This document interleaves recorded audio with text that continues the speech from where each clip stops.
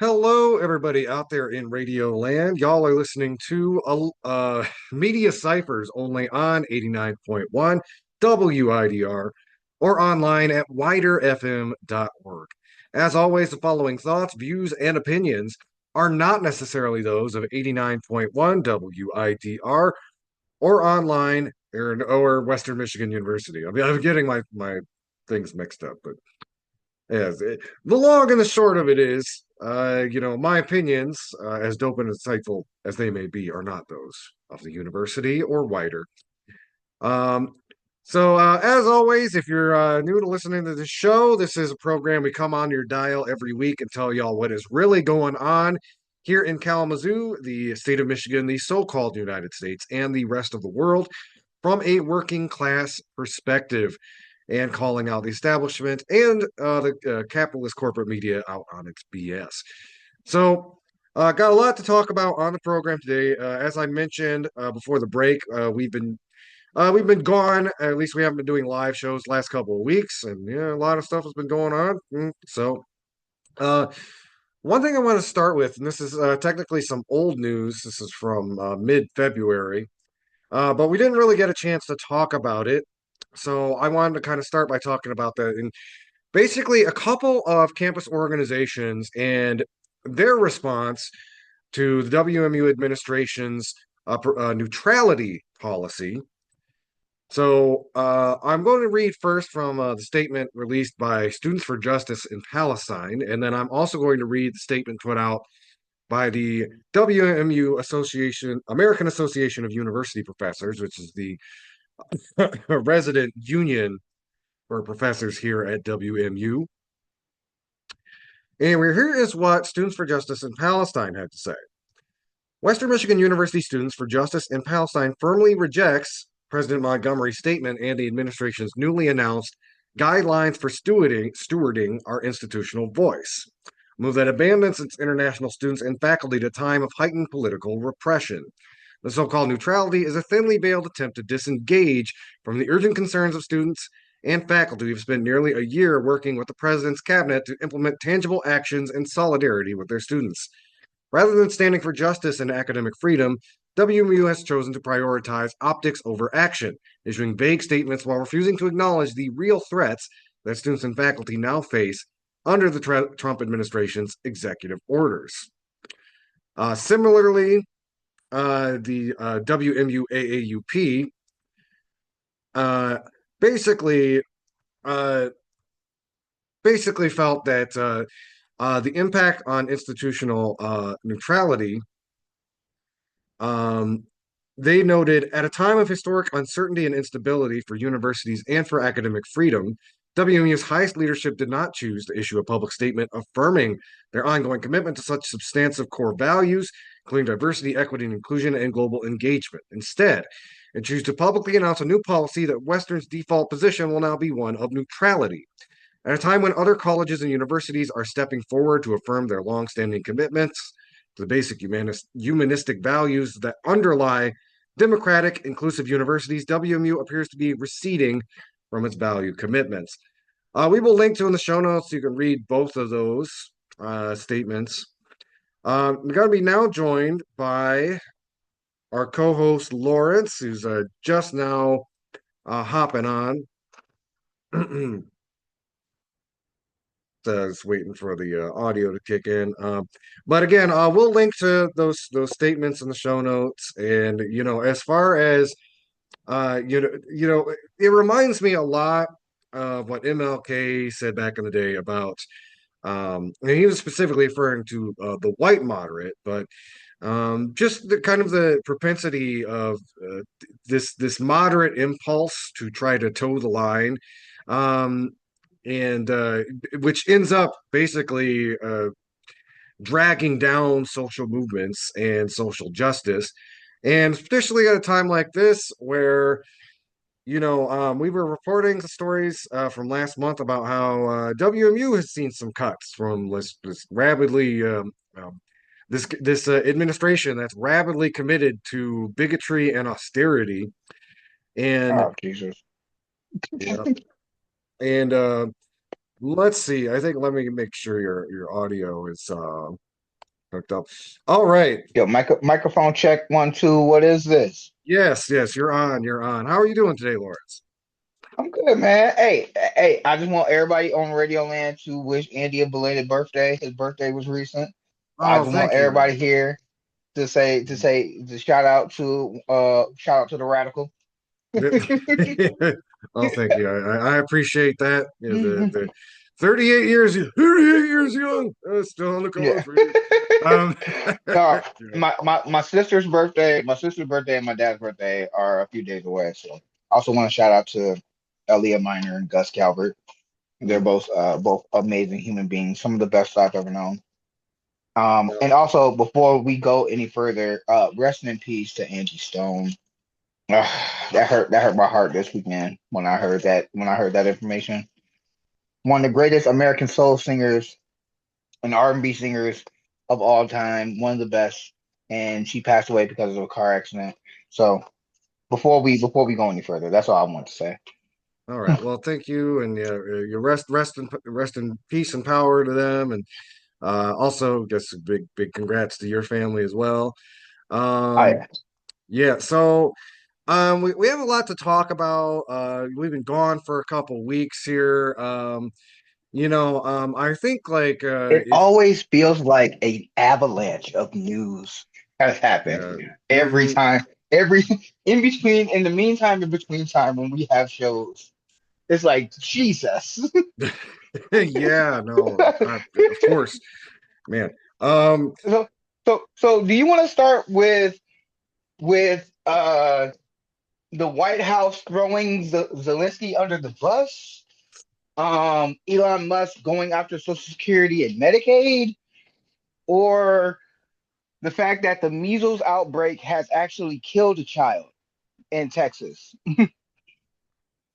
well, let's. I know usually kind of start more local, but I know that it's been on a lot of people's minds the recent exchange at the White House. So especially kind of, I think it's going to be a lot of interesting things to talk about, especially the way that the media has covered it. And oh, excuse me.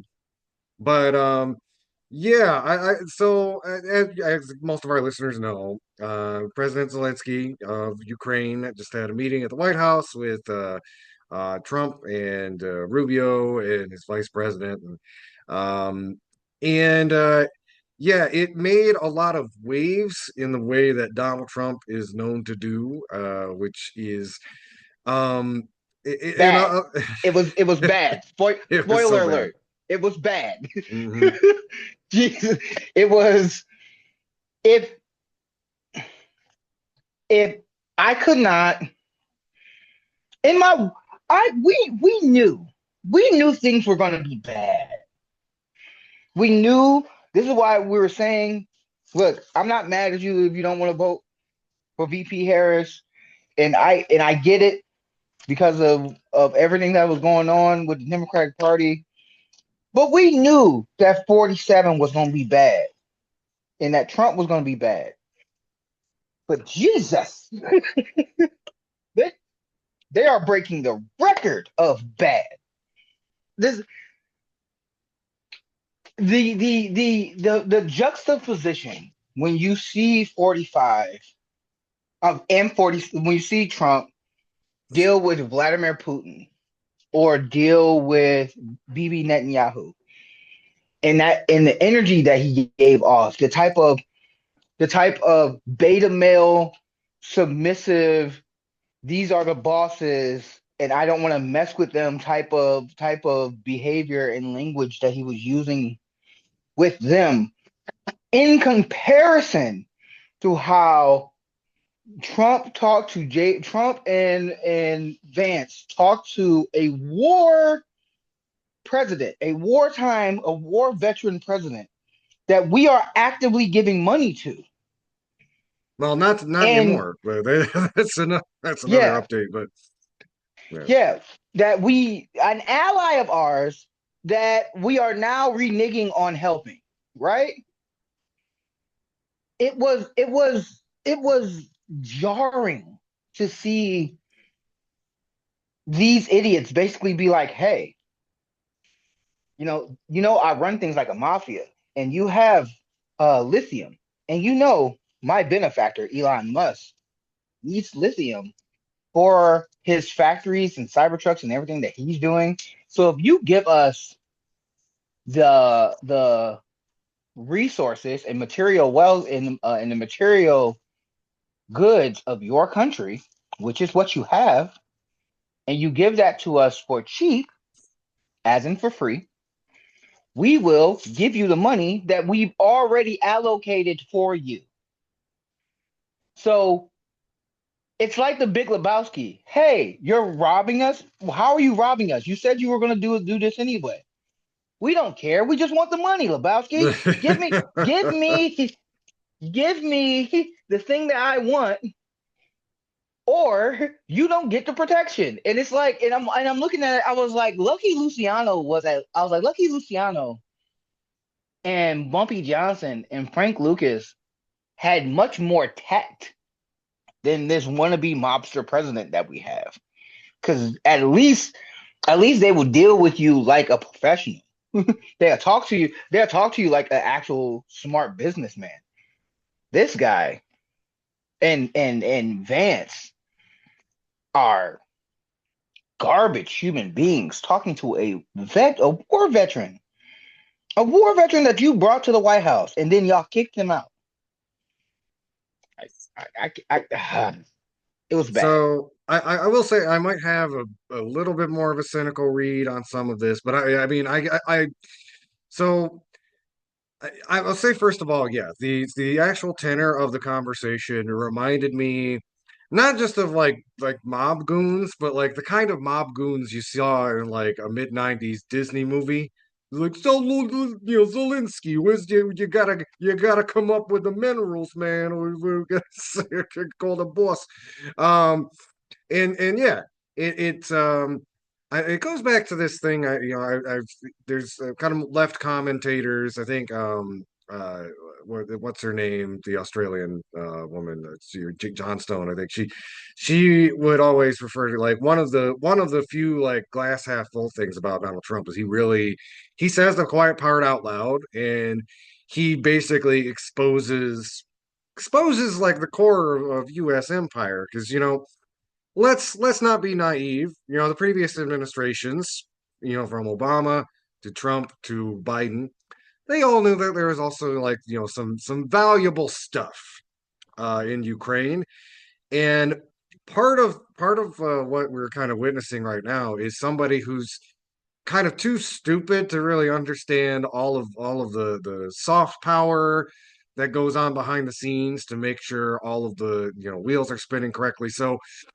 with this, Ukraine has essentially been in this proxy war, where again a lot of we issued a lot of criticisms on the show about like the Biden administration fighting to the last Ukrainian, for what again, and this is why, like, again, historical issues are complicated. This ain't Marvel Comics. And of course, the Ukrainian people have the right to defend themselves from invasion. But we also need to look at, especially as an American audience, what is America's role in all of this? And America's big role in it is to use Ukraine as a proxy to weaken Russia and get resources that Russia is also trying to get. They want those minerals as well, um, and to basically have kind of just first access to that kind of stuff. It reminds me of an old Kissinger quote. Our old friend Henry Kissinger, may he rest in expletive deleted. Um, Henry Kissinger once said, "It is dangerous to be America's enemy, but it is deadly to be America's friend." And what Zelenskyy and the country of Ukraine is experiencing is the disposability which the United States empire has treated many of its fair weather allies, often more often than not in the global South. It's almost like kind of a version of Imperial Boomerang because we don't see the U.S. empire do this to like Western, even Eastern European countries often. So when it does, it's a little bit more shocking. Again, you can go back and there's a sort of a paternalism in the way we've treated our allies in the Middle East or in Africa. that we don't necessarily see always on display in interactions like this. So I think it really was an example of Trump kind of giving the game away by acting like a cartoon Disney mobster to Zelenskyy. Um, and it's interesting too that the media is really focused on the decorum, which again was cartoonish and bizarre and just painful to watch. But you know It the was like actual watching. It was like watching the WWE did a better job of the heel turn with John Cena than what we saw. Than yeah. what we saw. Shout out to I think John Stewart made the same point. John Stewart, John Cena's heel turn to be the bad guy was much more tactful than what Trump and Zelensky did to what Trump and Vance did Mhm. to President Zelensky. Case in point, I agree with you. Uh, the previous president was using this invasion to weaken the hegemon the power of Russia, right? And we were using Ukraine as a proxy, right? The problem is when you have a president that aligns more with Russia's dictatorship and Russian ideals of power than our allies, you get what the United Nations did. The UK and the other United Nations was like, no, we're gonna back Ukraine, even if we need American support, but we are going to back Ukraine, and they have more of a stake because if Russia decides to not just take Ukraine but keep going further, it's those other European countries that will be getting hit first. And if 47's like, hey, you know, Russia did invade, but those other countries that supposed to be allies with, they're no innocent party here. Like, I guarantee you, he will say some garbage like that because he cares more about appeasing the powerful dictators than he actually does about our allies. We Oh, Lawrence, are you still there? I think we lost Lawrence's audio. Hopefully it comes back here in a second. hello, hello, Yeah, I okay, hello. we can hear you now. All right. Oh no, I got a phone call in the middle of the show. Sorry, y'all. Oh, no Um, problem, no problem. yeah, I'm still working lunch, right? This Yep. happens. Uh, yeah, man. I mean, to wrap up the story because I know we have a lot of other stuff that we have to get to. If Russia continues to do what they're doing, like if we don't have a ceasefire or the ceasefire is only, hey, Ukraine, you're gonna have to give up some land, and you're gonna have to give up some land, you're gonna have to give up some territory, you're gonna have to give up probably all of your power. And you might have to give up the entire country to Russia.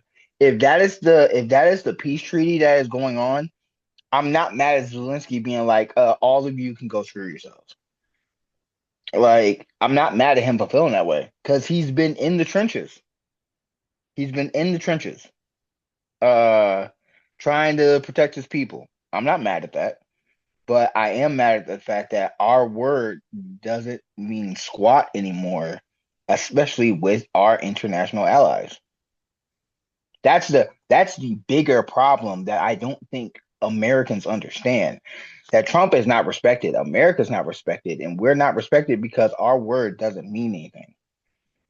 Yeah, I think too it is important because I think even a lot of liberals still need a wake-up call to this. I saw some article, I don't know if it was from the Atlantic or somebody who's excuse me, comparing Trump's position to that of like Neville Chamberlain. He was trying to appease or strike a deal with Adolf Hitler. We all remember, anybody who knows their history knows how that turned out. But Um, equating Trump with Neville Chamberlain is problematic in the first place because like that's not I don't think if we're going to make historical parallels, that is not who Trump is in our current historical constellation. He's probably closer to Mussolini. So, um, No, if we're going to be honest, Trump is the Penguin from DC Comics. He is the Penguin. yeah. If the Penguin ever got political power, that's who he is, and not the good Penguin, not Colin Farrell's Penguin. I'm talking about old school Danny Trevito Penguin from the Batman Returns, from Yeah. Batman Returns. Wait, Mhm. that politician. That's who Trump is.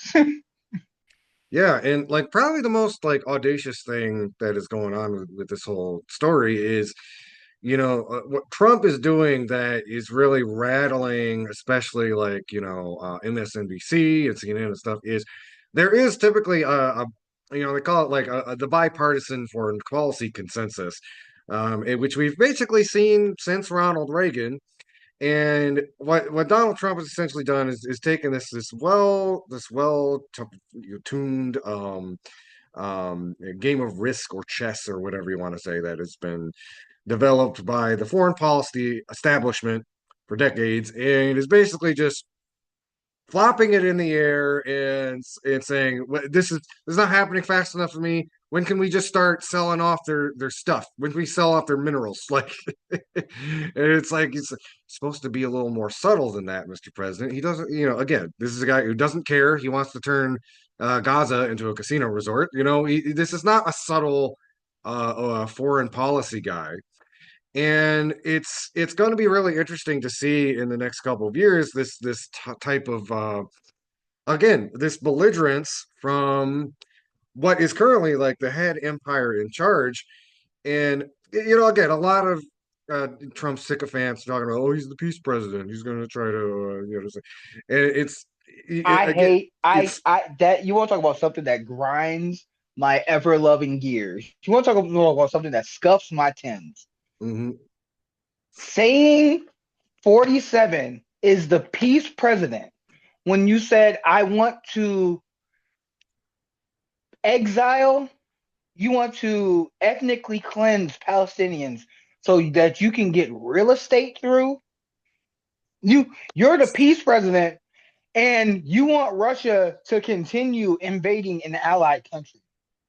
You're the peace president. You're the peace president, and you defunded foreign aid to people who are in refugee camps that our tax dollars are helping to survive. You're the peace president, and you want more. You took down the one of the good things that you created that during the Trump administration. I give him credit for it. The Police and Accountability Act thing that he did during his time, where we need to have a registry for cops that have brutalized Americans. He's taken that away. He is pro brutalization of cops, and you know he is because he pardoned all the people from January 6th. Some of them some of them are not like us. Double entendre there that Mhm. they have done the things that Kendrick Lamar is talking about in that song. They some of them were murderers. They touched on kids. Some of them also beat and helped kill cops. And you want more people like that and more cops that abuse American citizens. But you're the peace president. Everything that you have done so far, not even the fact that you wanted to get in this tariff war with two of our biggest trading partners, and our in the stock market started to go haywire because of it. Nothing that he has done has brought in peace and stability in his 3 months. We are in the third month. This is the third month of his administration. There's been nothing that he has actively done that has brought peace to our country. It has only made things more traumatic. Well, as of midnight today, we just kicked off a trade war with Mexico and Canada. I'm sure we'll talk about that in a little more detail going forward. But yeah, it's again a couple of it, foreign policy wise, it is not only is it kind of taking the mask off of American empire, it is putting a much ruder and dumber face on it. Which in some ways, like I think it's a good aha moment for people to know how this stuff functions, but it is a little counterintuitive because again, like Ukraine and what is going on there is a complex problem.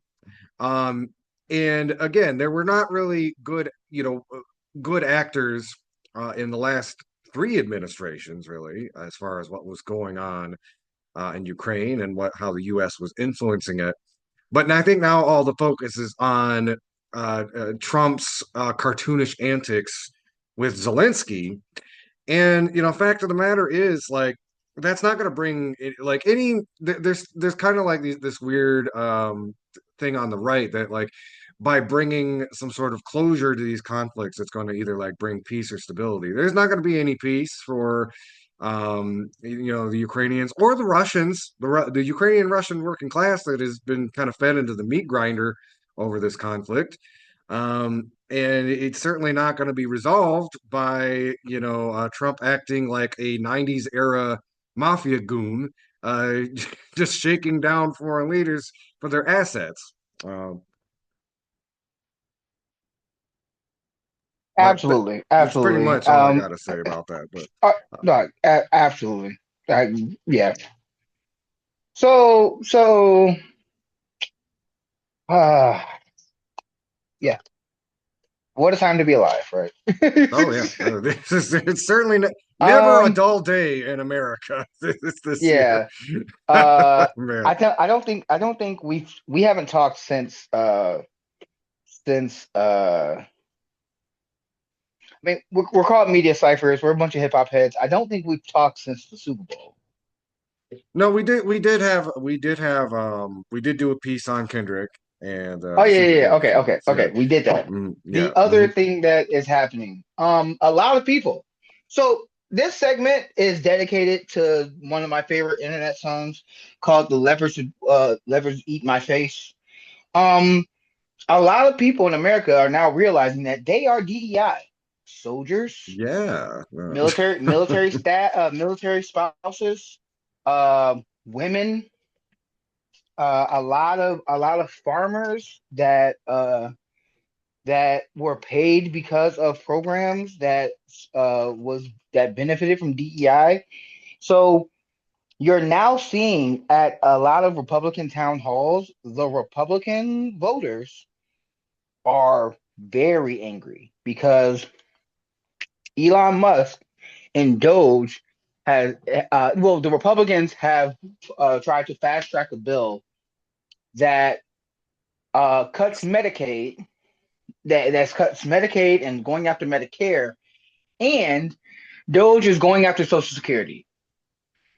hmm Now we will see how comfortable Americans are when they are no longer receiving checks. This moment will say a lot, and I'm very curious to see how our country reacts, how our fellow citizens will react. Because when you're no longer getting payments, when payments are no longer coming, it's going to be interesting to see how rural Americans, who so far, when President Trump says jump, they have said how high. We're going to see how they react because we are now at the part where the leopards are eating their face. Oh yeah, no, absolutely. And we've even seen there was a good series of articles from Bridge, Michigan, kind of talking about how some of these cuts are impacting us here locally in Michigan, and we're looking at massive firings in the Veterans Administration, which have been hitting some rural areas particularly hard, and also in some of the more urban areas like Ann Arbor and Detroit. Uh, some important ecological work with NOAA, which again you do find at least a lot more nation bipartisan consensus around environmental conservation in the state of Michigan, because again we're surrounded by the Great Lakes. You often will talk to even like Republicans who understand the importance of keeping the lakes clean and the forests protected.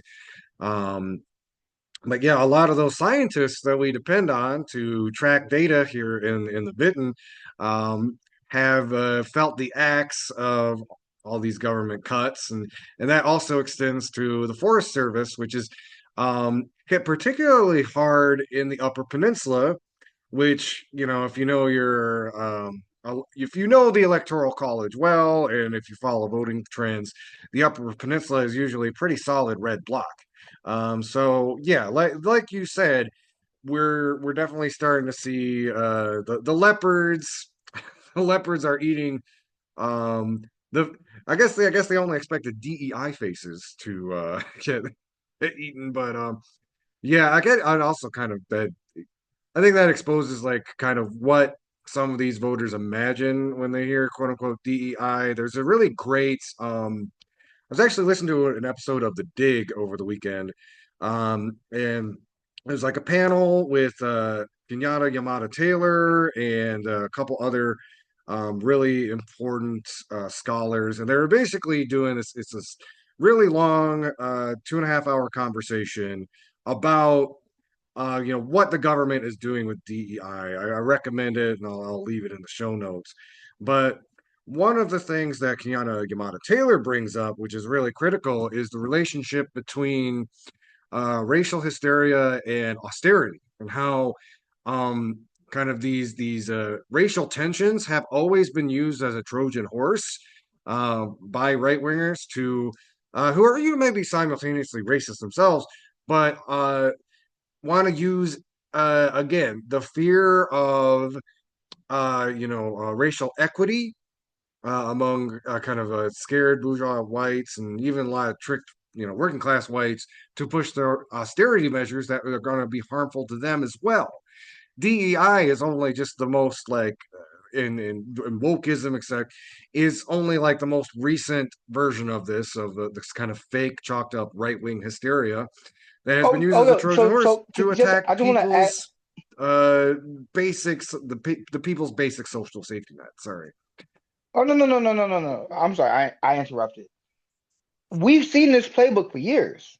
If you go back to, if you ever read Michelle Alexander's book, The New Jim Crow, they talk about how Republicans went from, the Nixon administration talked about it.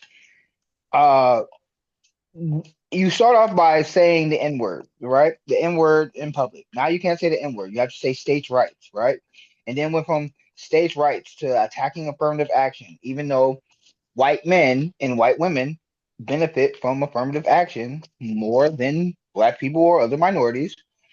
That includes Latinos, Asians, disabled people, veterans, LGBT folks. Oh yeah. So when they start going after critical race theory and started going after DEI, people did not understand that those programs or those ideas affect them. You are under that category. So it's amazing. So, like you said, disenfranchised or misinformed poor people, people of color, and other categories have routinely voted and fought against their interests because they did not realize that they are part of the thing that they're trying to dismantle. They're the parasite group that Elon Musk called. That's another thing. This is nothing that scuffs my temps. The same people who said don't tread on me, do not get government out of my get Get government out of my healthcare. All that ridiculous stuff, right? We need the Second Amendment to protect from a tyrannical government. This government is the tyrannical government you are talking about. And instead of saying "Don't tread on me," they're saying "Rich oligarchs step on me, daddy." Like this is the timeline where the brown shirts did not realize that the things that's keeping their children fed are also getting cut as well. Like No, it is, yeah. no, absolutely. And it's on that point too, it's interesting to me. I grew up. My dad is a lifetime like NRA person, and he was never in like one of the militias or whatever, but he was like militia adjacent. He had friends who ran in those circles, and I still remember from kind of that that that sort of culture in the '90s of the tyrannical government, and yeah, it's been really interesting, especially in the last 8 to 10 years, where again, there used to be more of like this kind of like kind of paranoid, but more like kind of libertarian kind of coded element, and they really have planted their flags around the Trump administration, twice, and I think of groups like the Three Percenters, and then et cetera, and it's really interesting to me around that. It's like that again, that culture that, especially, somebody who kind of observed it from a distance in Michigan, how these people prided themselves on, independence and, be waiting for the day where the government was like going to, go after this. Well, the government's going after us. And it's a pitiful thing to see people who are either so propagandized that they think the government is on their side. It's not. They again we the whole January 6th thing. Donald Trump basically wiped his butt with those people, and yeah, he did go back and like pardon them once he got into power, but he's not. That was like basically just kind of this quick political decision. It was more about owning the libs than any actual care for those people. And so you're either that so propagandized that you think the tyrannical government is on your side, or you're so much of a coward that you have made the choice that you're going to side with the people in political power. Either way, it's tremendously sad, and I know that's kind of maybe uh, what is it? A non sequitur, but that's something that's kind of popped in my head. It's just somebody who kind of grew up around that kind of rhetoric. To my to the immense credit of my dad, he is one of the people who could call a spade and understood what Trump represented, but a lot of those folks didn't.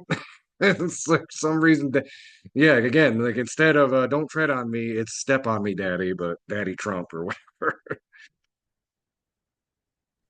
Okay, I'm sorry, I gotta get back to work. But yeah, I just wanted to uh, All right. Well, Lawrence, thanks again for joining us. We had some really incredible discussion. Everybody out there listening, stay tuned. We've got some more local stories that are going to be talking about here on the show. Y'all are listening to Media Cyphers only on 89.1 WIDR or online at widerfm.org. You can also find us online at our YouTube page, Facebook, or our Media Cyphers podcast that you can find on most podcasting apps. Keep your dial locked. This is Media Cyphers, your source for political revolution. We're going to take a quick little break and we will be right back.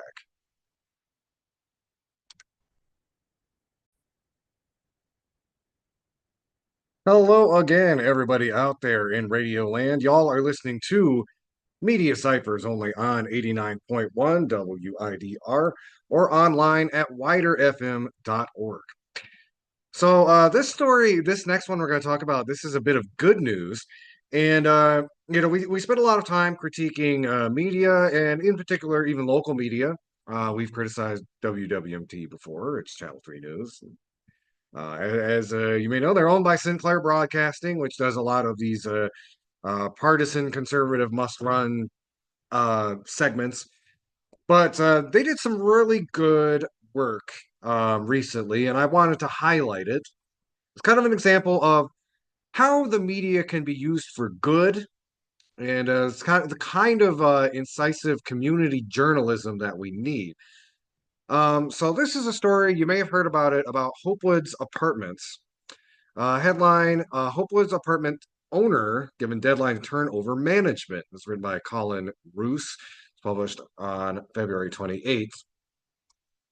This is an apartment complex out in Ashtamo, mostly renting to senior citizens. So um, basically, what had happened is the landlord had given them a 30-day notice to quit if they did not agree to some really egregious rent hikes.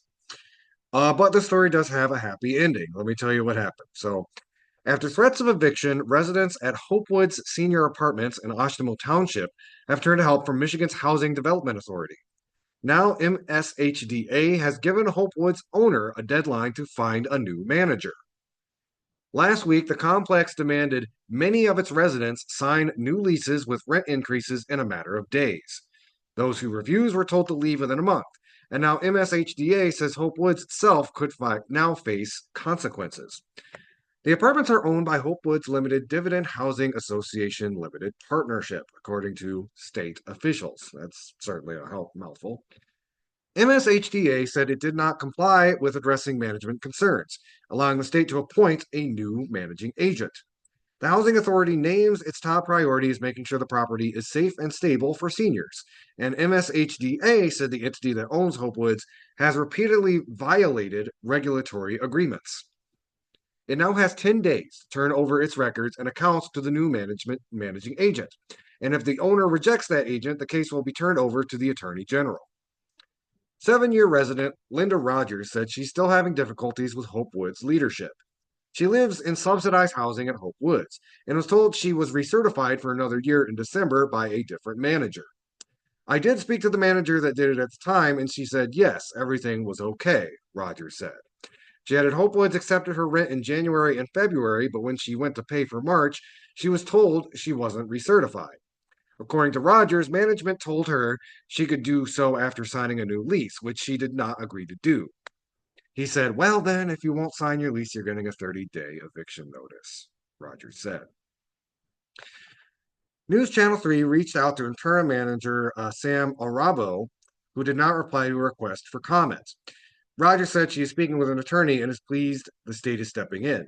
I don't think he's following the law at all, she said. He's just doing what he thinks he should do or what he wants to do. A rally was planned in front of the Hope Woods facility Saturday from 11:30 a.m. until 2 p.m., including residents and their families. I was well, I was at work that day, so I couldn't cover it myself. But yeah, I think this is a good example of, again, if you don't know, a couple weeks ago, some Hope Woods residents alerted the media about what was going on. This story gained a lot of traction in the community, and Hope Woods and their allies across the community of Kalamazoo stood up to this landlord, again, pushed it up the chain to the Michigan Housing Development Authority. And we're seeing tangible results. We're seeing that this predatory landlord is being forced to change management. And I think it's a good example of, two things. One, how popular pressure can come to the aid of our neighbors and save them in a time of need. We could have been looking at dozens and dozens of homeless senior citizens in our community if this hadn't been brought into the public eye. And I also want to give some immense credit to News Channel 3, who highlighted this issue and did the kind of old school community journalism work that really matters. And in this case, are going to keep a vulnerable community housed. Now, I will also mention, this kind of media coverage does have its limits. It can't move mountains. I recall a colleague of mine kind of went that route, tried to expose a local landlord, and they did not have as much luck as this community did. I would say part of that, and maybe the biggest part of that is, rather than a lone person taking on their slummy landlord. This was an entire community. This is somebody. This is a community that has, again, a much broader network of people who could simultaneously stand up to this corrupt landlord who, again, was trying to extort senior citizens on threat of eviction. Pardon me, sorry. Getting over a cold here. Um, so yeah, again, I know there's a lot of stories we're getting bombarded with every week about just the horrors, and I definitely wanted to highlight this local story about how public pressure and the media, used in a right and positive way, can stop harm from being brought about in the community. So again, if you want to read that article for yourself, we will link to that in the show notes. Article headline: Hopewood's apartments owner given deadline to turn over management. Also wanted to highlight some other university news. This comes to us from our friends at Left Voice. This article about Wayne State. This was published just on March 2nd. Wayne State University Graduate Employee Union starts bargaining for a new contract. Graduate students at Wayne State University are heading into negotiations for a new contract. After many years of near dormancy, graduate students have been energized by the momentum of the 2023 strike at University of Michigan and a series of industrial strikes in Detroit. Squeezed by increasing costs of living and an unstable environment for international students, grad students at Wayne have been taking the first steps to revitalize their union. Now they're taking the growing union into bargaining ahead of the end of their contract later this year. This week, grad students, faculty, undergrads, and community supporters gathered outside the Wayne State Administrative Building and held a rally to support the Graduate Educator Organizing Committee bargaining team. Starting in March, the GEOC will hold open bargaining sessions every Friday at 1 p.m. in the Wayne State Administrative Building. They're calling on grad students, undergrads, faculty, staff, and community to come to bargaining sessions to show support.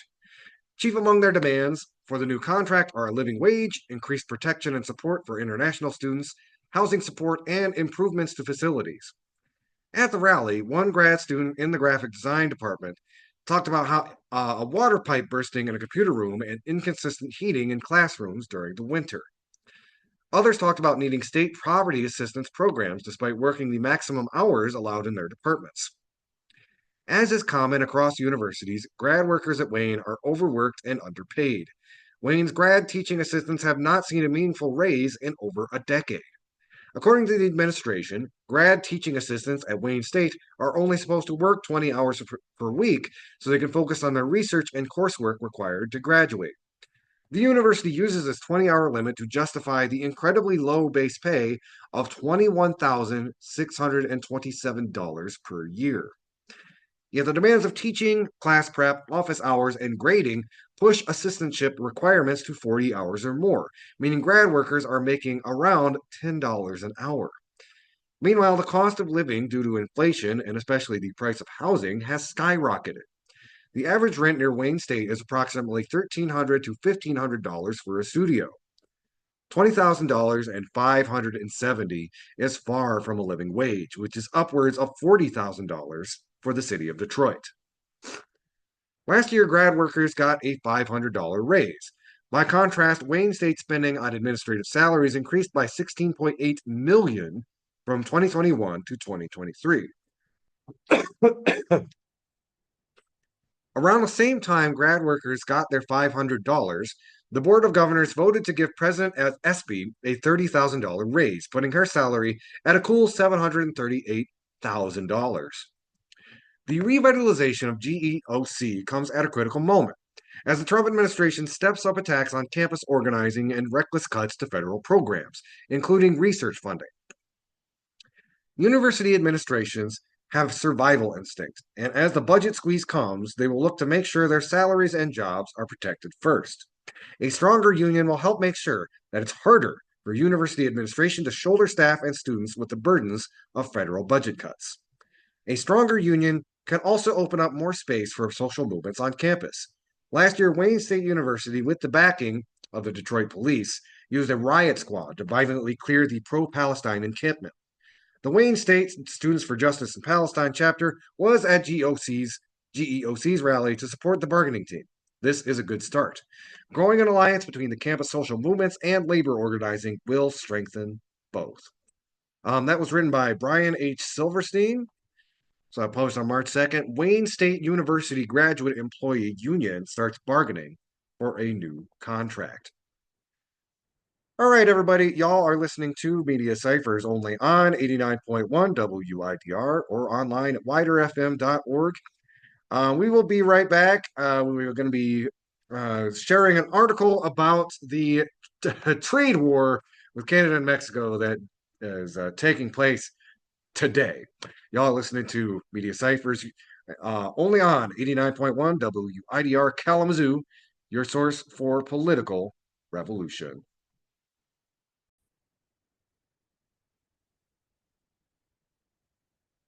Hello again, everybody out there in Radio Land. Y'all are listening to Media Cyphers only on 89.1 WIDR or online at widerfm.org.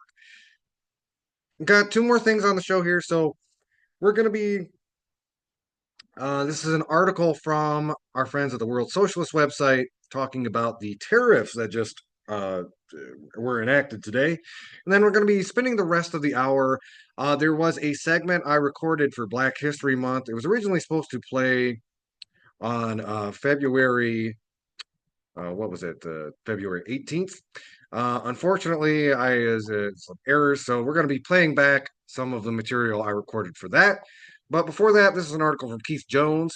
Trump's 25% tariffs against Canada and Mexico to take effect Tuesday. And I'm just going to kind of skip around and read some excerpts from here. Trump's tariffs will roil the North American economy, with workers in all three countries bearing the brunt in the form of mass layoffs and punishing price hikes. Both Canada and Mexico have vowed to respond with tariffs of their own, raising the prospect of an escalating tit-for-tat trade war. Canada is America's single largest export market, and Mexico is also a major U.S. market, especially for agricultural products. The Premier of Ontario, Canada's most populous and industrialized province, himself until recently a Trump enthusiast, threatened Tuesday to cut off electricity exports to the U.S., which would likely cause blackouts and brownouts in Michigan. We read an article a few weeks ago about that and the devastating impact some of these Canadian tariffs would have on us. Minnesota and New York. If they want to try to annihilate Ontario, exclaimed Doug Ford, I will do anything, including cutting off their energy with a smile on my face. They need to feel the pain. Even if Ford is only bluffing, it is difficult to exaggerate the disruptive impact of a North American trade war, above all for working people.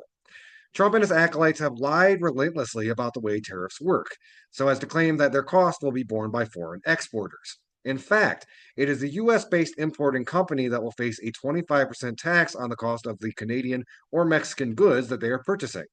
To maintain their profit margins, the importer will respond by either passing on the 25% charge to the consumer or by canceling the order altogether. The tariff's adverse impact will be magnified due to the highly integrated character of North American production, with many industries dependent on continental production chains. This is especially true in the auto industry, where a car or truck component may traverse the Canada-US or Mexico-US border multiple times, with each crossing making it subject to a 25% tariff charge before it is finally assembled in a finished vehicle in one of those three countries. Representatives of Canadian auto and auto parts manufacturers have warned that much of the industry could shut down in a matter of days following the imposition of 25% tariffs, and there have been similar warnings from Mexico. The disruption of production chains will also rapidly lead to production cuts and layoffs in the U.S. And if the tariffs are maintained for any substantial period, they will lead to vehicle price increases measured in the thousands of dollars. Speaking last month on Trump's tariff threats, Ford CEO Jim Farley complained, what we're seeing is a lot of cost and a lot of chaos. The tariffs also threaten to fuel gasoline price hikes that could ripple through the U.S. economy. This is because crude oil imports from Canada, which as of Tuesday are to be subject to a 10% tariff or tax, account for more than 20% of U.S. daily oil consumption.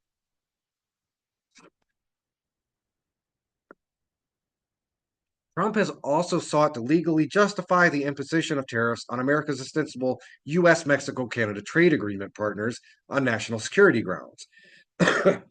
Specifically, the claim that the U.S. is being invaded by migrants and fentanyl from Canada and Mexico.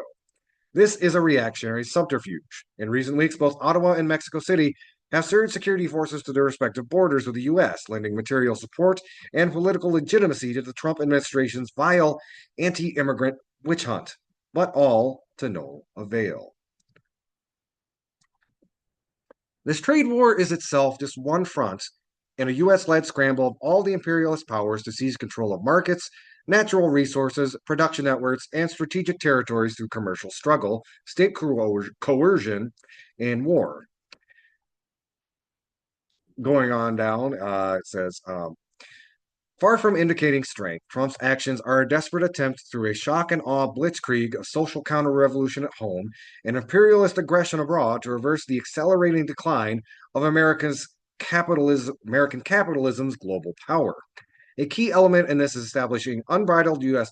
imperial dominance in America's near abroad so as to prepare for a war with China.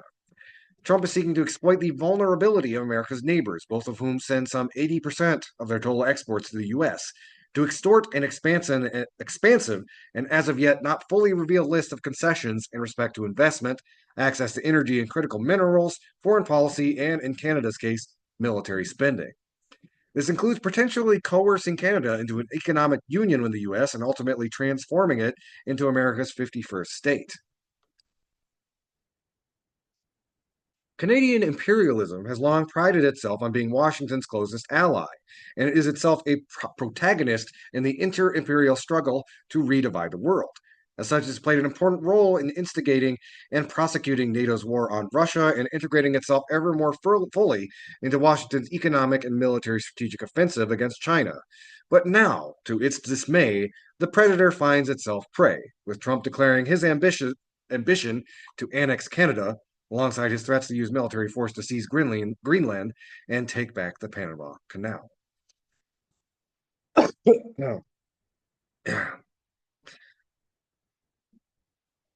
Going on, just one last thing to wrap this up.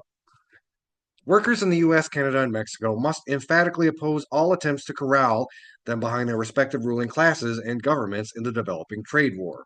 Even as Canadian ruling class declaims against Trump, it is pledging to strengthen the reactionary Canada-US military security alliance and bear more of the burden in the drive to secure American imperialist global hegemony.